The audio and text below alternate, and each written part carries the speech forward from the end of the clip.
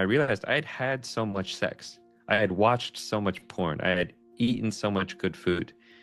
I've gotten kind of everything I've wanted, and I'm not happy. So a great question to ask is like, to what end? Like, okay, I want to watch porn.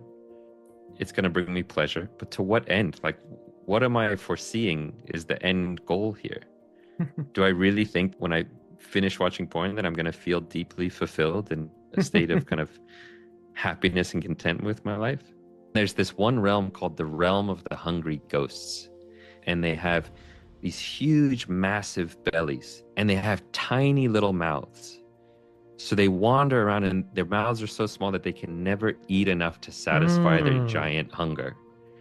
That is what addiction feels like. It's like, I'm hungry and I can never satisfy that itch, never satisfy that craving. No matter how much I stuff in my face, no matter how many drugs and how much porn, I still feel hungry and I'm miserable. So, hey friends, welcome back to Unhooked. Today's episode is a special one.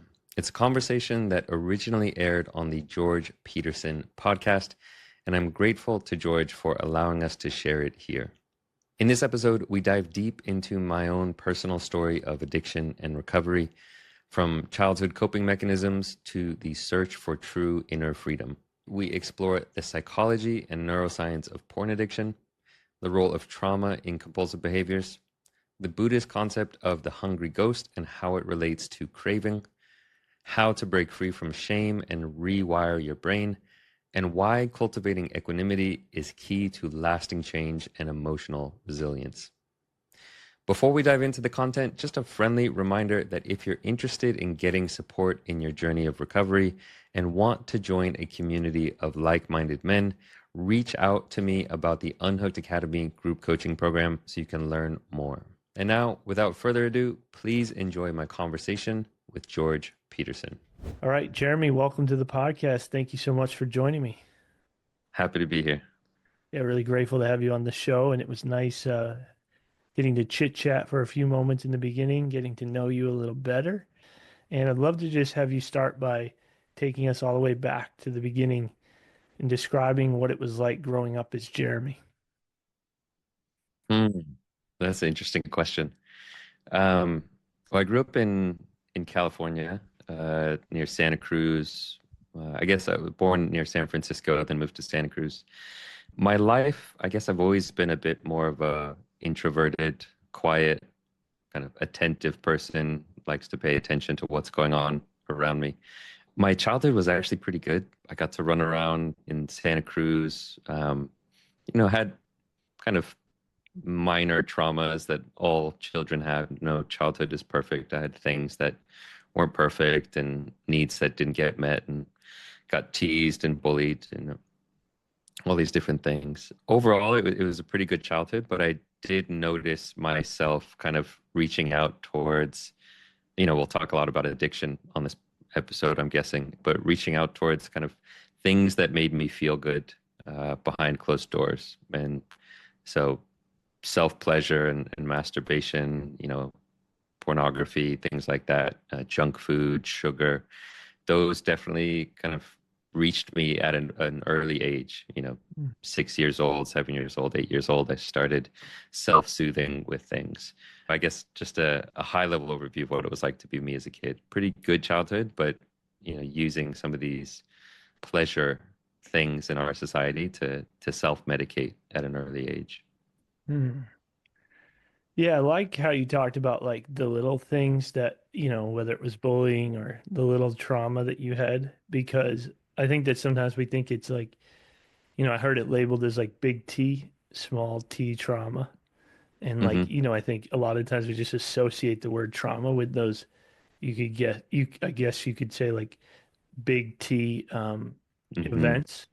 And, where it's like the little T events make just as much of an impact on us and can continue to determine how we're showing up in the moment of our life as we get older, just like the big T trauma can do. Yeah.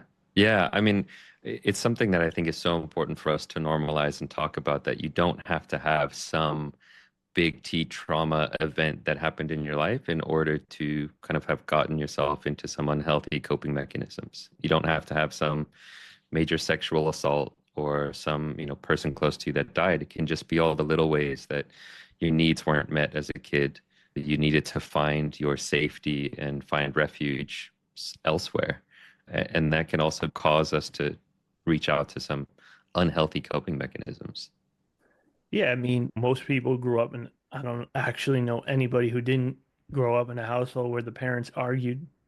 And like children are sensitive and they don't know how to process those big feelings, and then I know for me, like one thing I've done a little studying on lately is how ADHD is actually a trauma response. And like Mm, when you're in a home, for say where there's arguing or there's that fear, maybe your parents might get divorced, whatever it is, there's those big feelings that can be uncomfortable. You're in this small body and you don't know how to process and release them.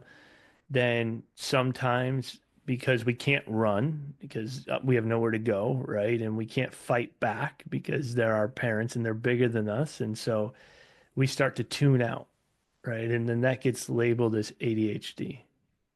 mm, And it's like a way to cope. It's a way to escape, tune out from those big feelings we're having. yeah. Yeah, I mean, anything can be a reason for us to act out, whether it manifests as ADHD or addiction. Um, yeah. Yeah, for sure. So, you know, you're you're growing up, you're in this household, there's some little trauma, and then you start acting out. So, sort of, when did you start to realize that maybe the acting out, whether it was like you were saying, maybe through pornography or, any of the behaviors you started to mention, when did you notice those things starting to become a problem for you? I would say I didn't notice it until decades later. And that's one of the issues with some of these habits and behaviors that might be more normalized in our society, things like sugar addiction or porn or video games. These are all things that can be kind of normalized. We don't really necessarily see it as a huge problem. And it also builds up slowly over time, these unhealthy dynamics and unhealthy relationships. So for me, I didn't notice it at all. It was something I started looking at porn, when I was 9 or 10 years old. I started using sugar and sweets to self-soothe that early as well. And they just slowly build into your life over time. And so I didn't notice really anything was wrong with those until much, much later. I didn't realize the effect that they were having on my life. Particularly porn is a big topic that I talk about a lot because I think a lot of guys struggle with it and we don't talk about it enough because it's this sensitive, shameful issue. It wasn't until I was graduating from university that I had some moments that shone a light on that behavior and made me realize how it was impacting my life, my relationships, my happiness, my mental health, my self-esteem.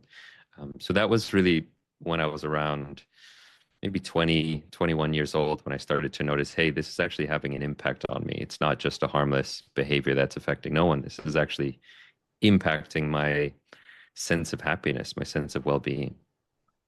Yeah, because you went to school, right, for genetics at Duke. Am I right about that? So I went to undergrad at UC Davis, University of California at Davis, and then I ended up going to grad school for a PhD program at Duke. Yeah, and so what were some of those things in school that you started noticing where you did start to recognize that, these things were becoming a problem? Yeah. The main thing, and I'll just talk, we could go down different rabbit holes. We could talk about sugar addiction or video games, but I'll just talk about porn because for me, it was the big one. It was the Yeah. one that really opened my eyes. So what I started to notice was how kind of the first thing that really broke was just how much my mind was out of control. It was not in my control, that I was in some ways enslaved to lust and desire and sexual craving. That I would go to a cafe, hoping to sit down with a textbook and study, and my eyes would just keep checking out women that were walking into the cafe. I was constantly thirsty and hungry for sexual stimulation. And I started to realize that my mind had gotten out of control. It was just on autopilot, this hungry ghost. I mean, we talk in Buddhism about the concept of the realm of the hungry ghost, where you just wander this existence hungry for more and never satisfied with what you have. And so I kind of started to notice that I was always wandering around being enslaved by this desire for more sexual stimulation, whether it was just checking girls out, whether it was wanting to act out with porn and to masturbate or to go have sex. It was something that was controlling a lot of my life and a lot of my actions and causing me to do things that I later regretted, causing me to get in relationships that I regretted in order just to have sex, causing me to lose sleep, to stay up late. So that Mm. was one of the things, just realizing my mind was out of control. But also the way that porn was impacting my intimacy with my partners, the ways it was warping my expectations of what my partner should look like, what they should be doing during sex, the way I was becoming more perfectionistic, kind of judging people to these standards of what I was seeing in porn and kind of expecting my partners to be perfect in that way. So it was just creating all these unrealistic, unhealthy expectations. And then kind of the final thing was just realizing, I had this moment of realizing that lust itself was a state of suffering. And this was a really deep insight for me, was realizing that when you are wanting something that you can't have and you feel like you need to have that thing in order to be happy, then it doesn't matter what's going well in your life, how much good you're having. Because I had a pretty good life. I was a good student, had a lot of friends, was healthy, but I wasn't happy. I was miserable because I was always focused on getting what I didn't have. And I realized that if I didn't address this issue with my porn addiction, I would never be happy because that was kind of the underlying thread of my life, was always looking at what I didn't have and what I wanted. And it was a state of emptiness. Yeah, no, I like that, the realm of the hungry ghost that you mentioned. Mm, Yeah, I'd love to explore that more with you. I sort of reminds me of one of my meditation teachers when I first got sober was saying, he was talking about what he called object referral happiness, where he said, it's when you're in a state where your happiness is dependent upon people, places, circumstances, things outside of the self. And like the work hmm that we were doing was to get back to more of a state of self-referral happiness, which is that internal state, independent of external circumstances. And I think that, it's interesting hearing you talk in some of the words with like lust, because I also know that like I'm sober from porn as well, to reorient some of my thinking around some of the words and like sort of the ideas about some of these things that I feel like we've been fed or conditioned and programmed to believe by society. Because there's also a big movement right now around like embracing more of our sexual energy, but hmm channeling it in a more healthy way. Right. And so, hmm like, for me, like, have you ever heard of the practice sex magic? No. Yeah, so I got sober from heroin and then I realized that, I was using porn similar to the way I was using drugs. And so I got hmm sober from porn and I went 5 years without watching porn and 18 months, no masturbation. And I ended up watching porn again, long story short. And what I realized is like, when I got sober this time from drugs and alcohol, one of the biggest differences, I learned this practice called Vedic meditation and I now teach. And my experience is like the experience that comes from drugs and alcohol, I couldn't compete with the new experience I was having from having my daily meditation practice. And sort of in the same way, like I've had that experience this time around with sex magic, is like when I'm doing this practice and I'm like having more of a healthy relationship with my sexual energy, but not just completely like trying to avoid it, which is what I was trying to do during those first 5 years. So like sex magic is, hmm because, and then I'd love to hear your thoughts on it. It's this idea that, look, your sexual energy is the most creative force on the planet, right? It creates a life, right? It's your sexual energy center, which is your creativity energy center.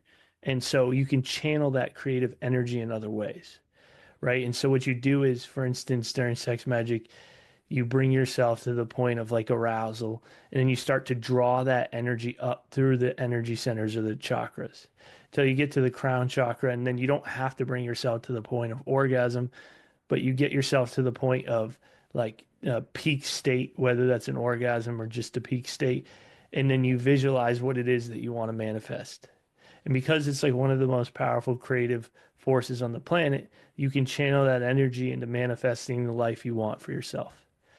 And so, in my experience, like with porn, when I found a healthier way to be in relationship to my sexual energy, I noticed that the way it lived inside of me started to change. And I'd love to get your thoughts because it's sort of based on that idea of like when you change the way you're relating to something, the things you're looking at will start to change. Yeah. Yeah. I mean, it sounds like sexual transmutation, using your sexual energy and transmuting and channeling that energy as a force for good. And these practices go back thousands of years to Taoist practices and sexual kung fu and all kinds of ways. But the fundamental concept there is exactly what you're saying, which is that your sexual energy is not the enemy. It's not a bad thing. It's actually one of the most beautiful things.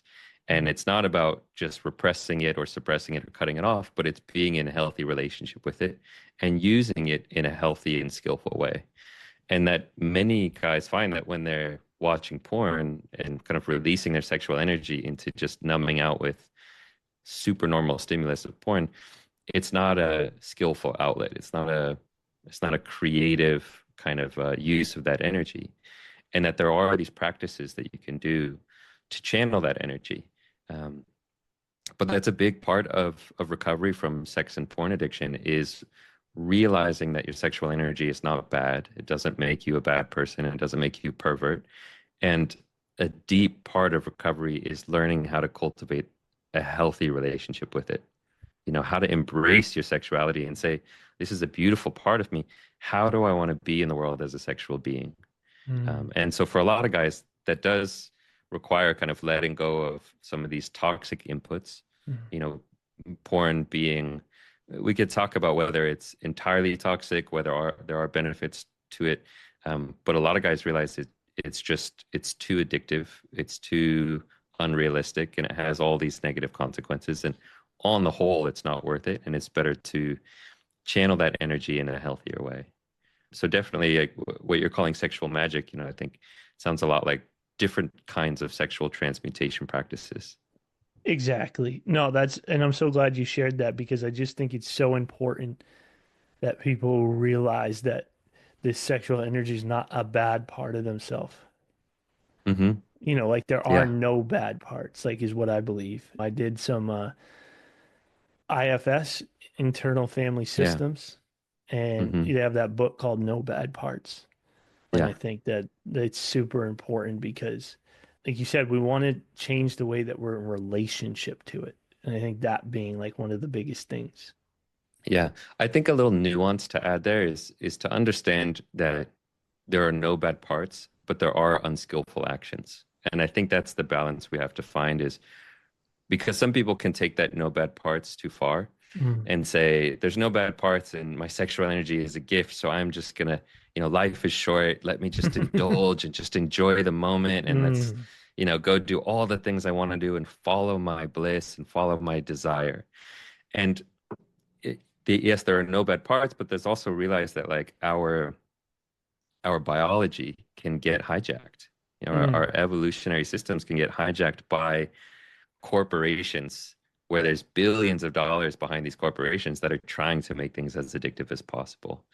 And it's not good enough to simply follow your desire, but sometimes you have to say, yeah, my body wants to do this, and that's not bad. There's no wrongness in the desire, but is it skillful to act on that desire? And Mm. sometimes restraint is called for. Sometimes saying, yeah, I would desire that and it would make me feel good, but it's actually not skillful. It would cause harm to someone or cause harm to myself. And actually, what is most skillful or onward leading in terms of deeper fulfillment, and this gets back to I forget the term you used, but kind of the object happiness thing you talked about, that happiness for me, before I realized I had this problem with addiction, I thought things outside of me would make me happy.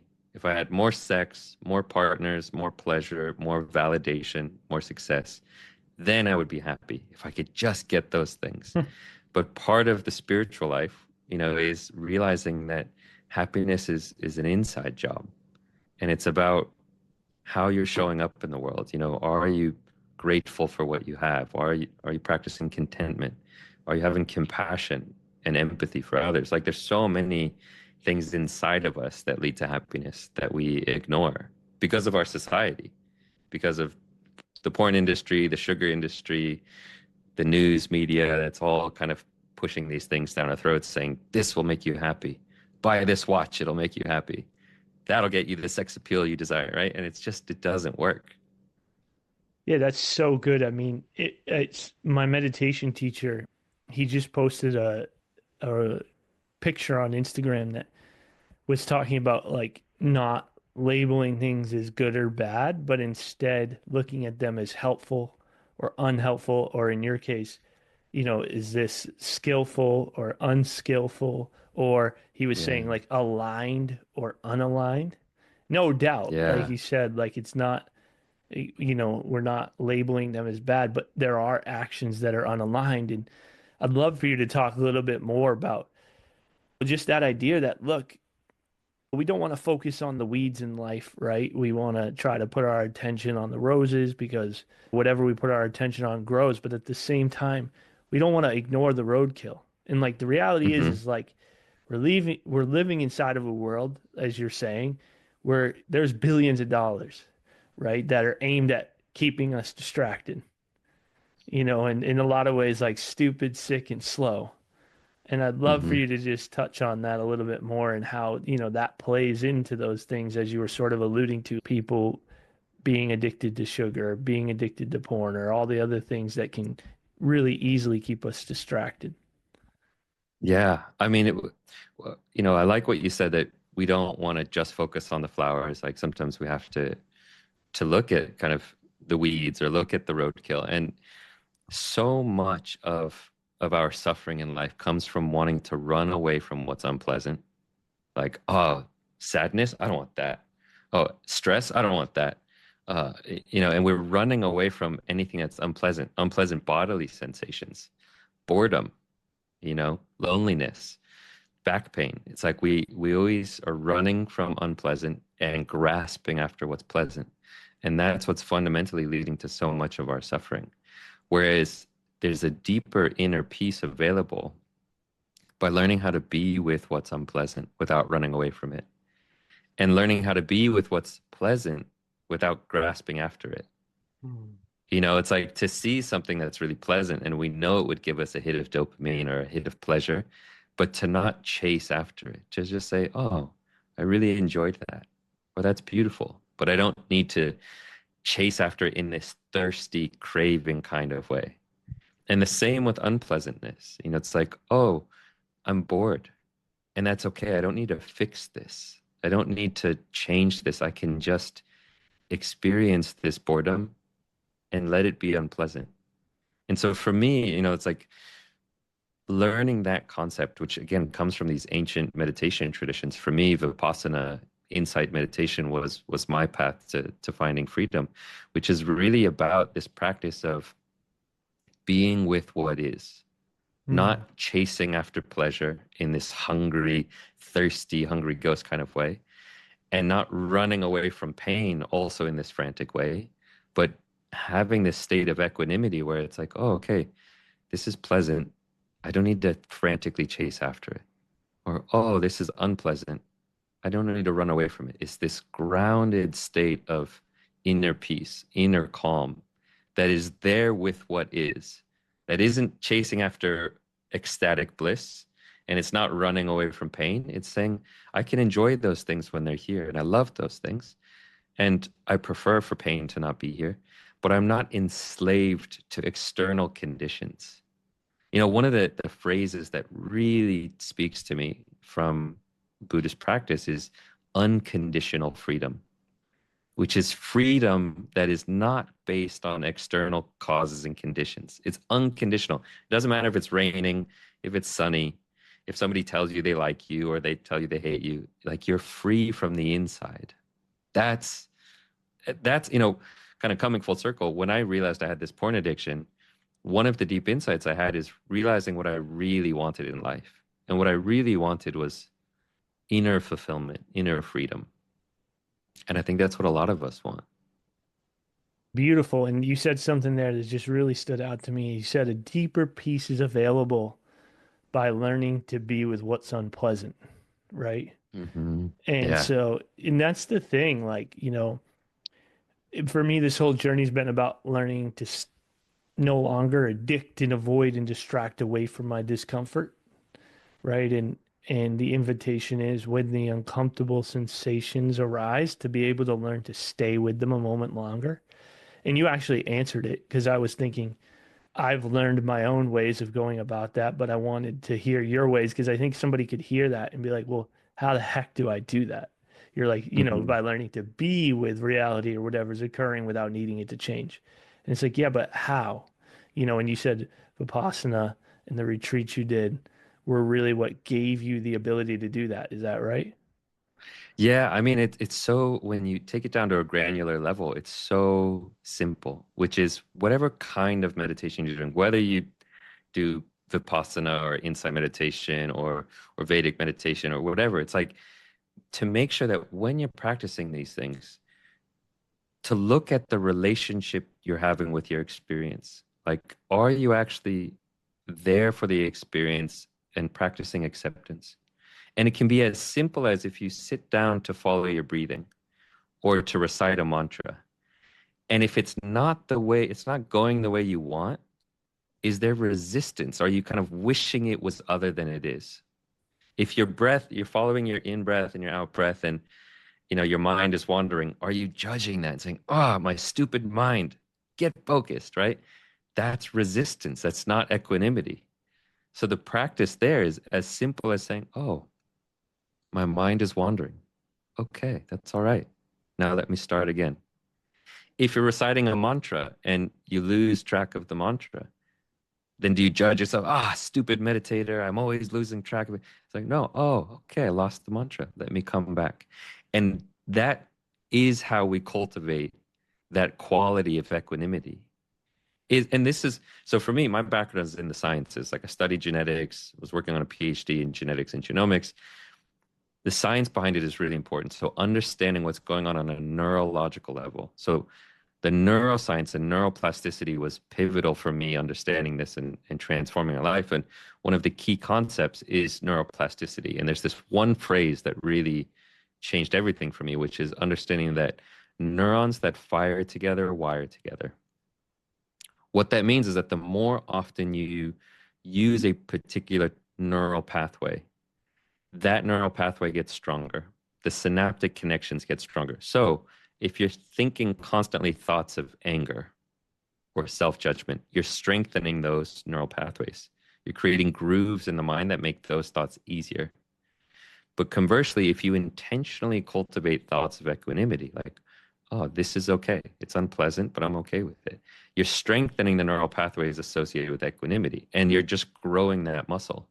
So if somebody's saying, okay, I'd love to be at peace with the way things are, but how do I do it? You simply start small. You go to the gym. Like if you want to build a big bicep, you go to the gym and you do that resistance training on that bicep. It's the same for mental traits.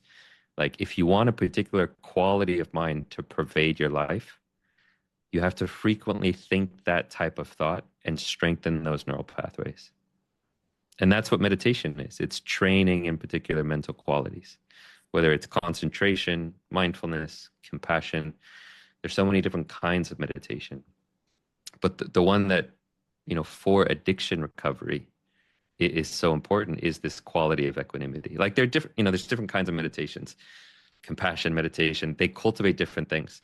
But what I have found for myself, a lot of the people I work with, you have to have some component of cultivating equanimity, which is not being enslaved to pleasure or being enslaved to run away from pain, but learning how to be at peace with those things. No, that's beautiful. And I love for you to maybe too, because the neuroscience stuff so fascinating. To Mm. explain, dive into that a little bit deeper if you want to talk a little bit more about the understanding from the neuroscience perspective of all this stuff. Yeah. I mean, what we know, we used to think for the last 100 years was that your brain developed when you were a child in your preteen times, and then kind of your brain was developed, and once you got into adulthood, your brain didn't form new pathways. That's what people used to think. But over the last, 20, 30, maybe even 40 years at this point, we really understand that the brain is plastic. It's constantly rewiring and forming new connections. And this is what we call neuroplasticity. And we can use that to our advantage. We can actually rewire the neural pathways of our mind so that if we have gotten stuck in some unhealthy autopilot behaviors, because a lot of addiction is being stuck on autopilot. It's the default habit pattern of the mind is, let me act out with this drug, let me act out with this substance, act out with this behavior, and it's autopilot. But we can actually rewire the mind to cultivate healthier default habit patterns. And that's what, this combination of neuroscience and meditation, of East and West, it's so beautiful because it's saying there's a science behind this, behind why this works. It's not just wishful thinking. For me, understanding what you're doing while you're doing it, like to not just take some meditation instruction and do it blindly, but to say, okay, what is this actually doing? And once you understand that, it gives you so much more fuel to practice it. Mm. If you can really understand, like, oh, when I sit down and I meditate, if I'm listening to a sound, what's really important is not just the listening, it's the relationship I have with the listening. Because that's the thing that I want to cultivate is the relationship to the experience. It's not the experience itself. That's why it doesn't really matter whether you're doing a flame meditation, mantra meditation, mindful breathing, whatever. It's like, what's your relationship to what's happening? Are you paying attention to that? Yeah, absolutely. And, the neuroscience stuff, I think I loved what you said about how it can be like a fuel for our practice Mm. because I noticed that myself in the Vedic meditation training. On day 3 of the training, I talk all about stress and our body's a perfect accountant and trauma and how it stores itself inside of the body and how one of the things in Vedic meditation that's happening is there's a mind-body connection. So as you learn how to deeply settle the mind in meditation, your body actually starts to receive a higher quality rest, which can go down into the body and start to release that stress that's stored inside of it, right? And there's a reason, right, we keep feeling stuck, and there's a reason we keep taking things personally, and there's a reason we can't see life's going down for us, not to us. We have that accumulated calcified stress in our nervous system, and meditation is a way of going in and laundering out that stress, right? And so it's not that we're going to forget about the stressful things in the past that have been keeping us stuck or how they made us feel. It's just they're not going to have that same negative emotional charge anymore. And so when people understand that, like you said, it's that fuel, right? That understanding that fuels their practice and inspires them to stay consistent with the practice. It reminds me of that like principle of like knowledge without experience is just an intellectual exercise. But experience without knowledge can also be like a bit confusing and scary. And so it's like, giving people, like you said, the knowledge, the understanding then helps to fuel their practice. Yeah. You said it so perfectly, that experience without knowledge can be a bit scary and confusing. And it's sometimes we need some of these outside sources to just give us a little bit of a framework, like, okay, what am I looking at here? Um, yeah. And so with the porn stuff, and actually, before we keep going with the porn stuff, I do want to ask you, because it's a big thing, the sugar thing, Hmm. right? Sort of how you realized that was a problem, and then what were the steps you started taking to change the trajectory you noticed you were on with sugar? Yeah. So porn was the thing that was the first kind of crack in the armor. It was the thing that broke through and shined that light on my addictive behaviors. But then it just opened up the whole world when I started really reading about Buddhist philosophy and the nature of craving and suffering and attachment and all these things. It made me realize porn is just one manifestation of the addictive nature of the mind. And it's really the addiction to pleasure in all its different forms, whether it's pleasure through sugar, pleasure through sex, pleasure through porn, pleasure through external validation. This was a big thing for me as well. It's like I was a rock star student, obsessed with being the best student in all my classes. And I realized that was an addiction too. My happiness was dependent on being liked by other people. My happiness was dependent on somebody thinking I was a smart, intelligent person. It's really not about the substance or the behavior. It's all the same underlying dynamic. We're addicted to things that make us feel good, and we're addicted to running away from things that make us feel bad. And for me, everyone's going to be different. For some people, it's alcohol. Some people, it's heroin. For some people, it's, success and money and financial kind of like the number in their bank account. For me, one of the early ones was sugar. And that one, it's for some of these addictions where they're deeply ingrained, like in our society, it can be really a little bit harder to figure that out. Because with porn, I can just say, okay, I just don't want to engage with porn. I'm still going to cultivate a healthy sexuality, but I can say no to porn, and that feels good for me. You can't necessarily say no to sugar, to carbs. I mean, you can, and you can go carnivore, you can go keto, um, but it's a different kind of question of how can I be in a healthy relationship and look at my compulsive nature around this. How am I using this to self-medicate?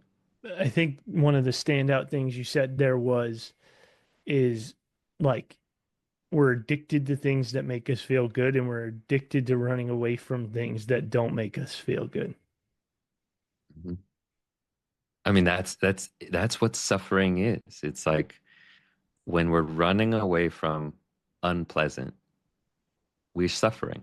When we have this feeling of, if I just didn't have this knee pain, or if I just didn't have this awful person in my life, then I could be happy.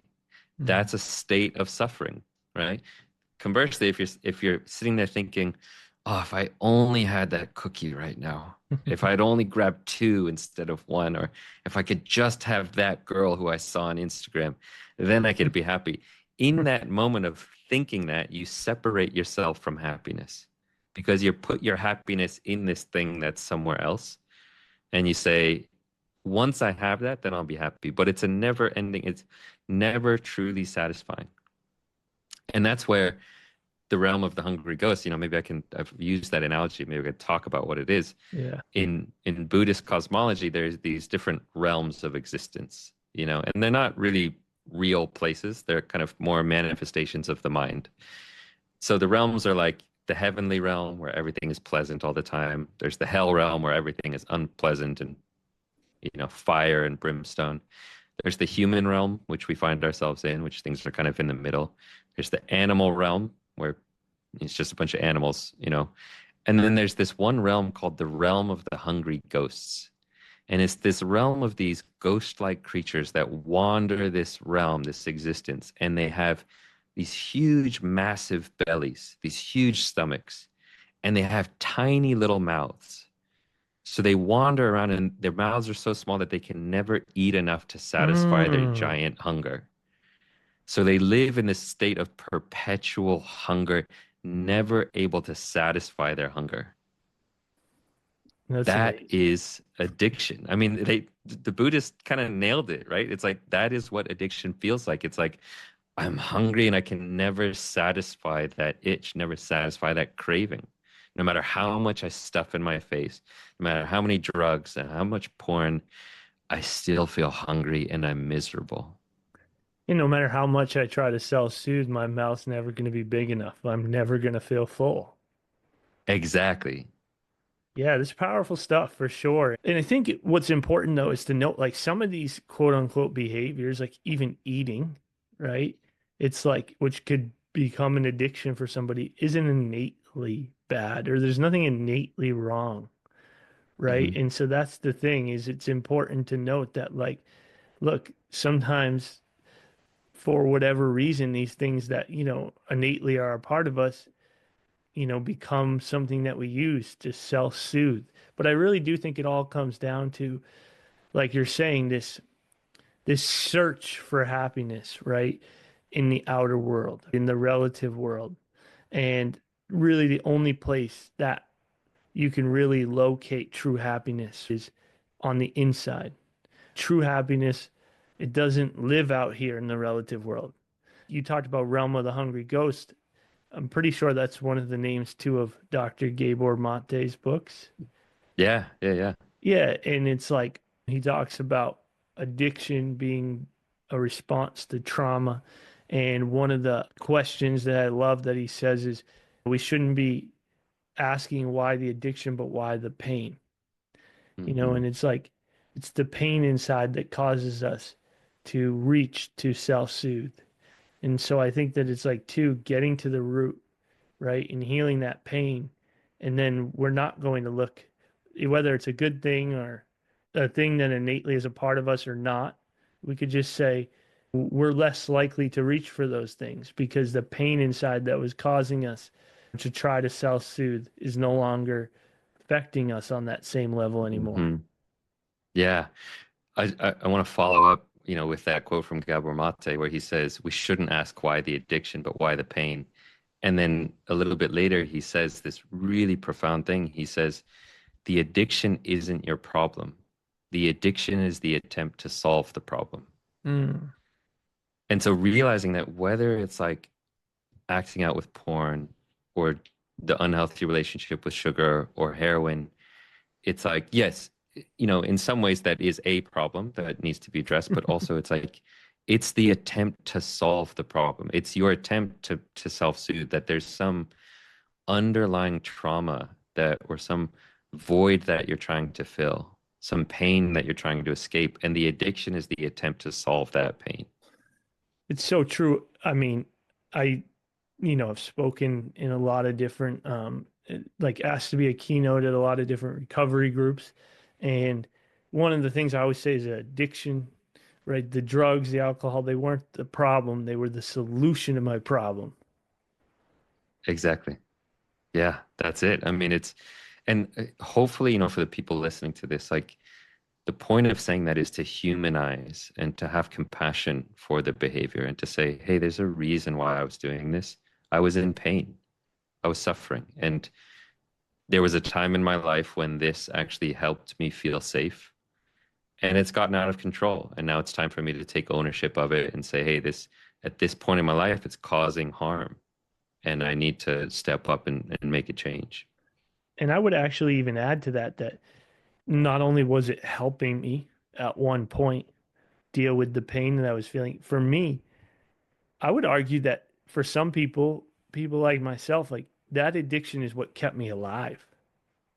Mm, Like literally, it not only wasn't the problem, it was literally the thing that was saving my life because I had mm, so much pain inside that if I didn't have the addiction to temporarily relieve some of that discomfort that I felt, I probably would have taken my life.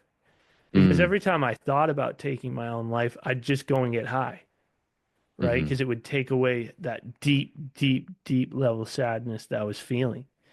And so mm, eventually, like you said, like we kind of get to a place where we can't keep going on the way we're going anymore, right? mhm, And if we do, we're probably going to die or just our life's not going to get any better at all, or we're going to get some help. And I think at that point, you have to face it head on. But I think there is a point in time where you don't know any other solution. And it might even be the addiction might even be the thing that keeps you alive through that time because the pain's just so deep.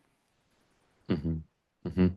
Yeah, and that's again why these practices around equanimity for learning how to be with pain, so much of it comes down to that. Like, can I learn how to make space for my sadness without it dropping me into a deep despair? And that's the practice of equanimity. It's like, oh, making space for what's here. Can I make space for this emotional pain? Yeah, my teacher said, she said, can my self-love become so big that it can hold my self-hatred? Mm, yeah. And so you talked a lot about this journey into Buddhism that you've been on. And did I read it correctly too that you were a monk for a little while? Hmm. Yeah, in Myanmar. Yeah, do you want to share a little bit about that journey of being a monk, how long you went Sure. through that Yeah. process, and then what inspired you to sort of leave that way of life? Yeah. So the being a monk came much later in my meditation journey. Came almost maybe 10 years after I'd really started having a devoted meditation practice. And it wasn't the main kind of thing. It wasn't like the culmination of some grand desire, and it wasn't a long part of my life. It was more of I was going on a silent retreat, like a month-long silent retreat, and I was doing it at this monastery in Myanmar, and had the opportunity to ordain as a monk while I was there doing this month-long silent retreat. So I took the opportunity because temporary ordinations is something that they actually really value and promote in Myanmar. Um, but I would say, more my relationship with Buddhism has come through these retreats. Sometimes they're called Vipassana retreats. In the West, we call them insight meditation. There are silent retreats where you go and you practice a particular style of mindfulness around kind of paying attention to what's happening. A lot of it's around equanimity. There's also some compassion practices. But these silent retreats are usually anywhere from 5 to 15 days. Typical one is around 10 days.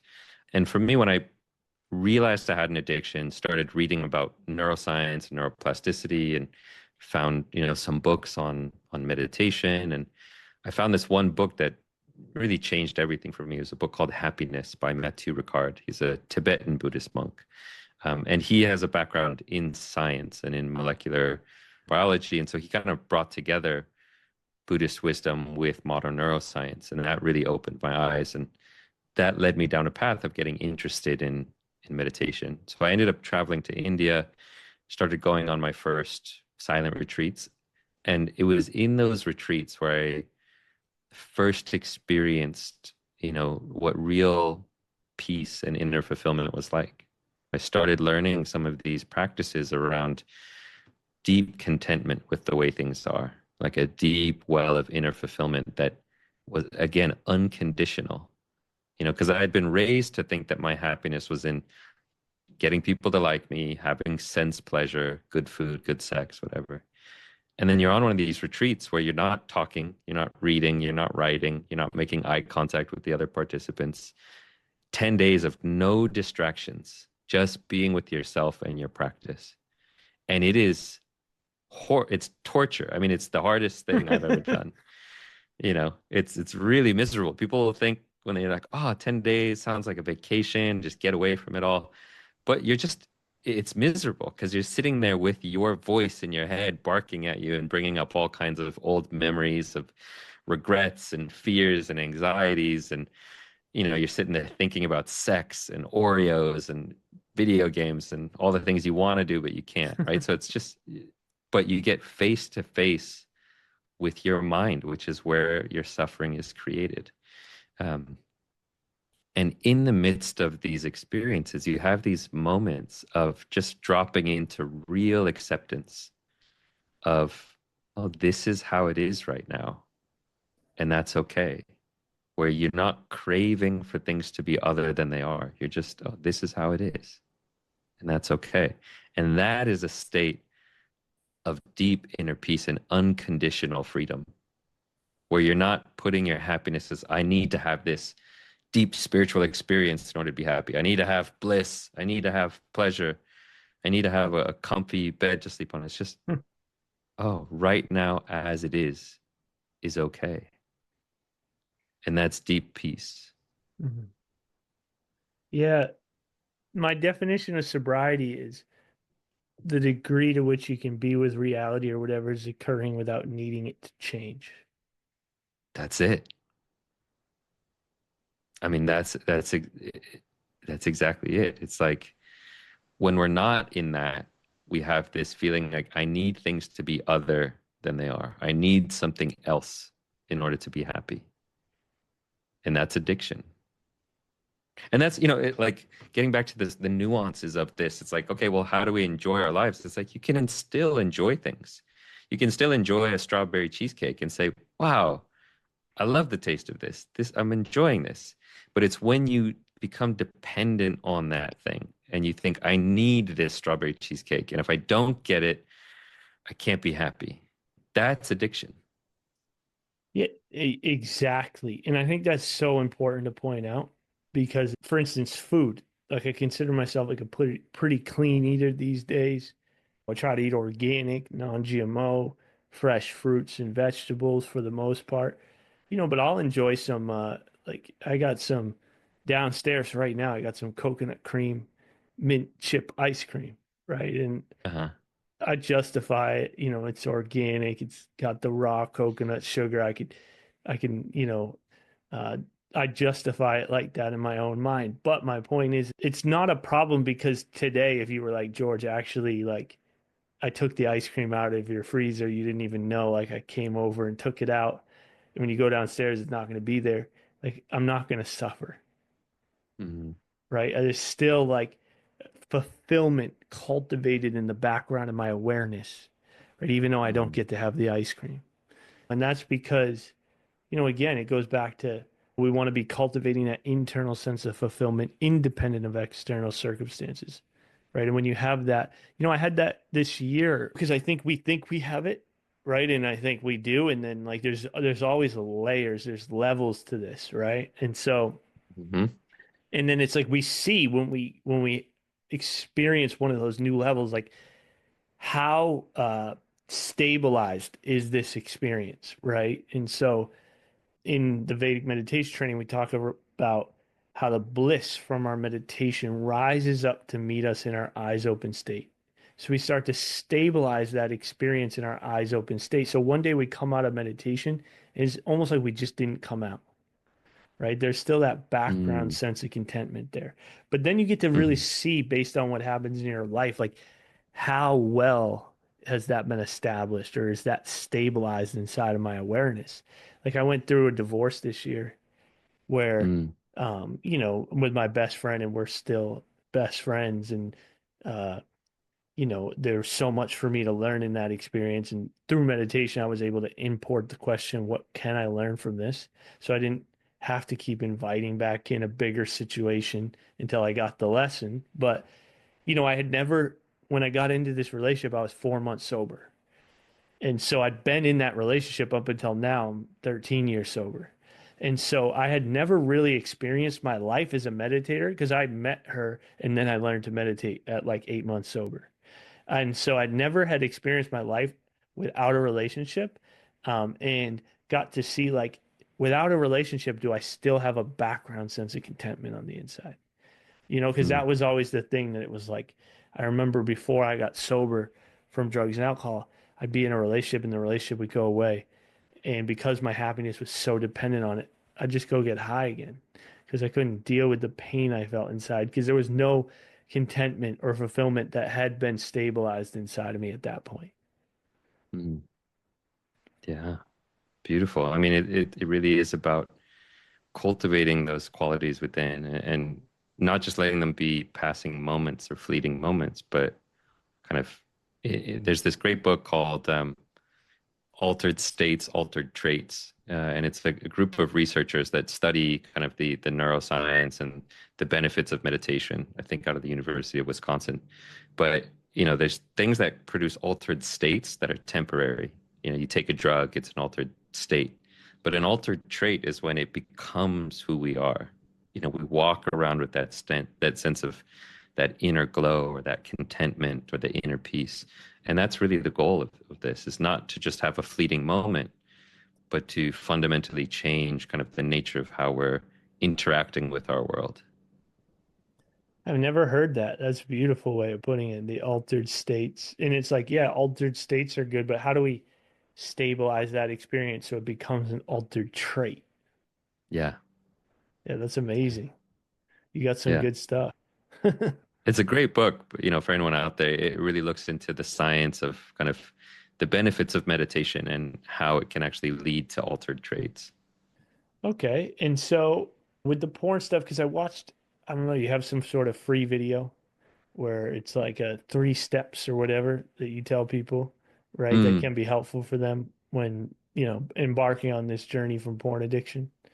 And I'd hmm just love for you to maybe, if somebody's listening and, I think this is definitely a topic there's a lot of shame around, right? And then that shame keeps us just sick, Yeah. because we're not willing to even admit this thing might not be what do you call it, a unskillful? Yeah. Unhealthy behavior, unskillful coping mechanism. I mean, Yeah, so many unskillful. I ways to like that describe it. because there's no like judgment. It's just like, yeah, Yeah. it's not as skillful as how I'm showing up when I'm not, living in this way. And Yeah. so, just what that process looks like if somebody is maybe it's not even porn, they're just noticing there's an unskillful behavior, but some of those steps that people can take right away to start to change Mm, the experience that they're having. yeah. I mean, probably especially for porn, but for any kind of addiction where there is some shame around it. And porn is one of those where shame is really strong. For whatever reason, sexuality is one that is very sensitive for us as human beings. Like we're okay talking about, hey, I'm a recovering alcoholic and I'm so proud of myself. But to say I'm a recovering sex addict feels different. We don't want people to know. And so there is a lot of shame. And because of that, one of the most important things you can do if you're struggling with this is to get connected, to join a men's group, to join a community. I run an online community around this to get connected with a therapist or coach who understands, someone who you actually feel a sense of safety around this topic. Because a lot of the guys I work with, they've talked about how they've had therapists that just they don't get it. Therapists that don't understand what they're going through or dismiss it and say, oh, that's not a big deal. Like, just go watch porn. Who cares? And so joining a men's group where people understand and it, undoubtedly, if you're in a men's group, guys will understand. I mean, this is something that doesn't get talked about a lot, but so many guys struggle with kind of an unhealthy relationship with porn, where it feels like, I know this isn't quite good for me, but I watch more than I should, and I don't really know how to stop, or I'm watching stuff that doesn't really feel aligned with my values. So getting connected is probably the most important thing you can do. One of the other benefits of it is that it gives you real accountability if you are joining that kind of a community. It's very hard to practice recovery on your own, especially for an addiction like porn, which is very isolated. It's one that causes a lot of hiding and lying and secretive behavior. It's very hard to recover on your own. And so having a community where you can have a safe space to talk about what you're going through, or when you slip up, where you can have the guys in the community say, hey, don't worry about it, dust yourself off, get back on track, is so incredibly valuable. I would say it's the most important thing you can do is get connected. Hmm. Yeah. I mean, I think another part of getting connected is like when you surround yourself with other people. I think one of the things that starts to happen is you start to see to believe that the things you want in your own life are possible. And that Mm-hmm. inspires you, right? Mm-hmm. To take more inspired action. Mm-hmm. Totally. I mean, I tell the guys in my community this all the time. Even if you have nothing to say and you don't need any support, just show up to the call, because listening to what the other guys are going through, listening to their struggles and their successes is so helpful. You learn so much about yourself when you see someone else talking about the same struggle. If you're struggling with something in silence and you think, I'm the only one, I don't know how to deal with this, I feel so lost and hopeless. And then you get on a call and you see some other guy saying the exact thing that you're struggling with. And he's like, I'm struggling with this and I just don't know what to do. And here's some things I've tried. Just that alone makes it like heals a lot of the shame. And it gives you hope that like, oh, I'm not alone. And then when you hear guys talking about their successes, when you hear a guy who's been struggling to get to the gym say, I finally committed and I've gone to the gym, you know, every day for the last 7 days. I've gotten up early. I'm eating healthy. I'm feeling energized. It gives you energy to do the same. Like, oh, if he can do it, maybe I can do it too. So there is so much of this synergistic effect of being around people who are intentional about creating a better life for themselves. Absolutely. I love too what you were talking about, like just in your group, just being able to feel like when you share what's going on with you, that somebody else gets it, has been through it, and it's just the weight that, you know, is able to take off of your shoulders when you have that experience with someone else. Like I had that experience today Hmm. with a coaching client.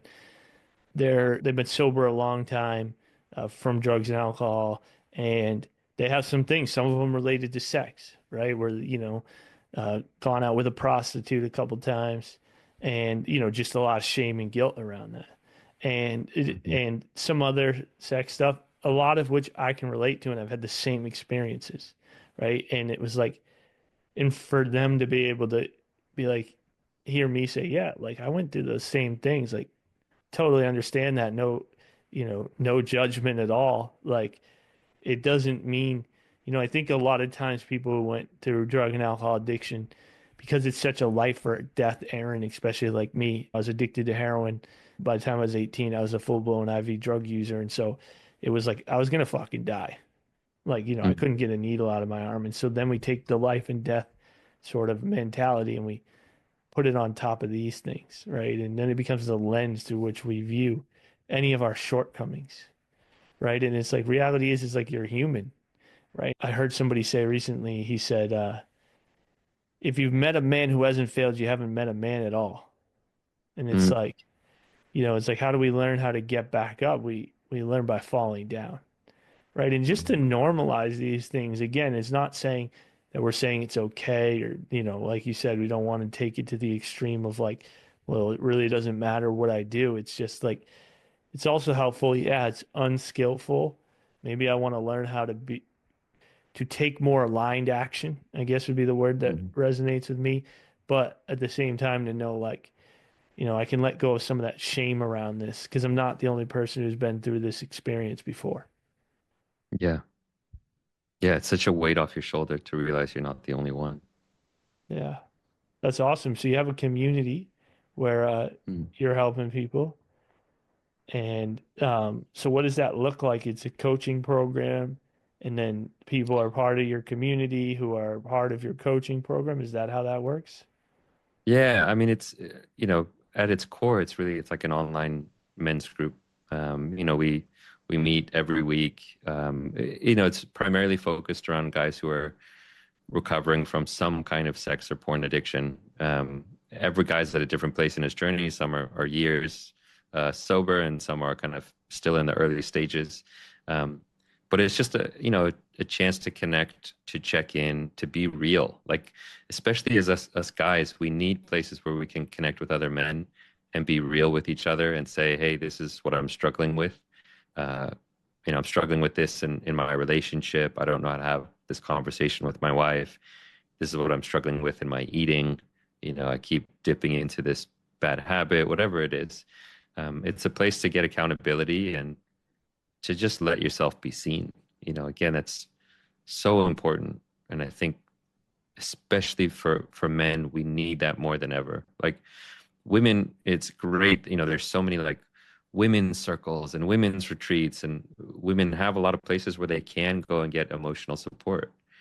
But for men, those spaces are few and far between. And it's why, But why these is men's that? groups, there's a lot of, I mean, societal reasons why that has been kind of, um, less prevalent.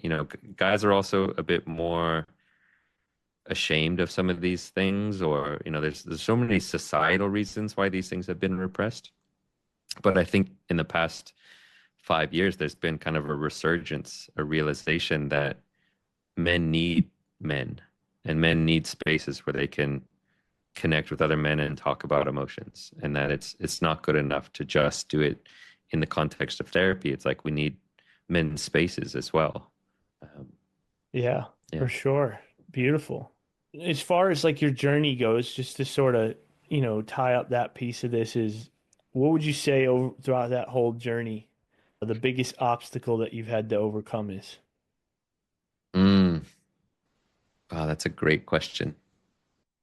There's so many things that are like coming to me. I don't know if there's one biggest one, but one thing that's coming to mind right now is just the little ways that the addictive habit can sneak back in through the back door and go unnoticed and can manifest in different ways. And you really just have to be aware, of the ways that things slowly creep back in. And sometimes it creeps back in and kind of comes back in the same flavor of, oh, okay, I was addicted to porn and now I'm addicted to dating apps, or now I'm addicted to sex. It can come in different flavors, like, oh, now I'm addicted to getting likes on social media Mm. and checking my follower count. It's like the biggest obstacle is realizing that the path never ends. The journey, it's not like you get to this destination where, okay, I'm totally unshackled and just a totally enlightened being that has attained nirvana. It's like, no, it's like, okay, I'm a human being. And as long as I'm alive, like these things can still hook themselves into me, whether it's junk food, external validation, finances, sex, whatever it is. It's like to be aware of that. Um, Ego can also be a big obstacle, thinking, oh, I should have figured this out by now, or oh, I don't need to do this anymore because I've done the work already. There's so many ways that ego inflation and wanting to puff ourselves up. So those are some of the things that come to mind of some of the big obstacles. But yeah, just I would say society, the way that the moneyed interest in society, the billions of dollars from the sugar industry, the porn industry, the accessories industry, everything kind of eats into your soul and says, I know you want me. I know you want this bacon cheeseburger. I know you want this fancy watch. I know you want this sexy girl, whatever it is. It's very compelling. It's tantalizing. And we really need to be, one of the metaphors of mindfulness is like to be a watcher at the gate of your city, to At the have a gate of your what? sentinel, your city. It's like if you have a city, to have a gate at the city and to have a guard there that's kind of watching what's coming in. Because if you're just totally not aware and just let anything come in, our society will plant itself into you and convince you that you need all these external things to be happy. Mm. And it takes a level of diligence and mindfulness and heedfulness to kind of say, let me be cognizant and live an intentional life and think about what I'm letting get planted into my brain. Yeah, and it sort of reminds me of just becoming more intentional, like you said, and just more of a conscious choice maker, Hmm. right? In having more of that self-awareness where there's that space in your awareness now, in between the time something's trying to enter into your city, if I use your language, and between the time like you notice it, so it's not just happening and it's not just, you know, going on without you really having the opportunity to choose whether this is something you want to let in or not. And Yeah. meditation helps to create that space, I think, where we can pause and we can say, hold on a sec. What are the consequences of me letting this thing into my city? And how is this Yeah. choice going to affect me and everybody else involved? And then from that more informed place, make a conscious choice as to whether or not I want to allow that thing in. Exactly. I mean, there's that famous quote, it's misattributed to Viktor Frankl, but it says, between stimulus and response, there's a space. And in that space is your power to choose your response. Mm. And in your response lies your growth and your freedom. And that is so powerful. It's like between stimulus, attractive girl walks by, stimulus, junk food on the screen, stimulus. Between that stimulus and your response is a space. But if there's no space, you're just reactive. You see something pleasant, you reach for it, right? That's reactivity. But if, as you say, if you can gain access to that space, it gives you the power to choose how to respond. And all of your growth and all of your freedom and all of your ability to be a human is in your ability to choose how to respond. That's everything. Because otherwise, you're just a robot. acting on your habit patterns and your impulses. Mm. Your ability to grow and have freedom, all of it, all of it lies in that space between stimulus and response. What do you think about, we can sort of, we can end around here, but I'm just like thinking what you've been saying these last few minutes is amazing. And one of the things I was thinking about was the movie The Matrix and like unplugging ourselves from the Matrix and that idea Mm. too. Like, I don't know if you have you seen The Matrix, I'm assuming. Yeah, yeah, yeah. Yeah, and there's that scene where, Neo is walking with Morpheus and there's through the simulator or whatever, and the girl in the red dress walks by. And right before that scene, he says something to Neo where he says, Neo, you have to understand that most of these people don't want to be unplugged. Hmm. And Hmm. it's just like, and that's the thing is, it's not even, I don't think that people don't want to. I think that there's like a society that's like you said, it's got all these money and resources aimed at keeping you sort of like not having, as you're saying, like the choice over what you're letting into your city. And so it's like, how can you just, because it's like things are happening almost automatically, right? Where we're just Hmm. reacting to them. And so, how do we slow it down enough, is what I'm hearing you say, to be able to start to choose, right, what I'm letting in and the programming that Yeah. I'm allowing into the software of my mind. Yeah. Well, and this is where, we almost should have started here because I don't want to open up a whole nother rabbit hole. We could go another hour, but awareness is so essential. Like the awareness, the understanding of what is this leading to? Is this junk food, is this porn actually making me happy? Most people never slow down enough to even ask that question. But when you actually look at it and say, okay, because that was the turning point for me, I realized I had had so much sex. I had watched so much porn. I had eaten so much good food. And I asked the question like, I've gotten kind of everything I've wanted, and I'm not happy. So something about this strategy must be broken. Mm. And so a great question to ask is like, to what end? Like, okay, I want to watch porn. It's going to bring me pleasure, but to what end? Like, what am I foreseeing is the end goal here? Do I really think that when I finish watching porn, that I'm going to feel deeply fulfilled in a state of kind of happiness and content with my life? A lot of times we're just thinking too short term, like, well, it's going to make me feel good in the next moment. So therefore I'll do it. But we don't think, is this going to lead to a happier life? It's the short-term relief, but a lot of those things that give us the short-term relief often lead us with those more long-term lasting consequences. Exactly. Right? Because look, Yeah. if watching porn was going to lead to the fulfillment that we sought, there'd be a lot more fucking fulfilled people in the world. Exactly. Right. Yeah. I mean, the whole world would be walking around with a state of like bliss and contentment, but it 100%. just doesn't work.